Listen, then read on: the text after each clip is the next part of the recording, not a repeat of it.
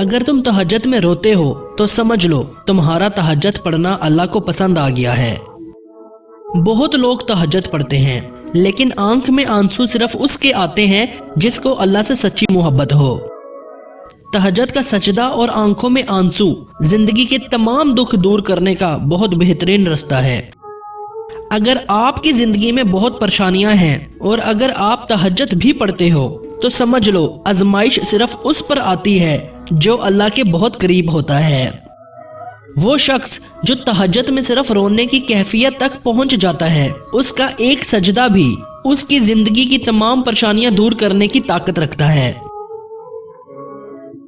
اگر آپ پریشان رہتے ہیں یا کسی بھی ٹینشن میں رہتے ہیں تو مستقل تہجد پڑھنا شروع کر دیں اور سب اللہ پہ چھوڑ دیں۔ تہجد پڑھتے وقت آپ کا پہلا آنسو آپ کے کام میں ہر اس رکاوٹ کو دور کر دیتا ہے جس کی وجہ سے آپ نا امید رہتے ہو۔ تہجد میں عشق کا سجدہ اور کامل یقین انسان کو اس مقام تک لے جاتا ہے کہ پھر انسان کو صرف اللہ کے علاوہ اور کچھ نظر نہیں آتا۔ تہجد پڑھنے سے پہلے صرف اس کی نیت کر لینا ہی اللہ کے قریب ہونے کی نشانیوں میں سے ایک نشانی ہے۔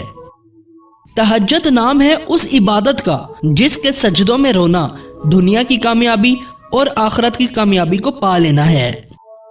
تہجد کے سجدوں میں رونے کا اصل مقصد صرف اللہ کو راضی کرنا ہوتا ہے۔ ہماری دعا ہے کہ اللہ ہم سے راضی ہو جائے۔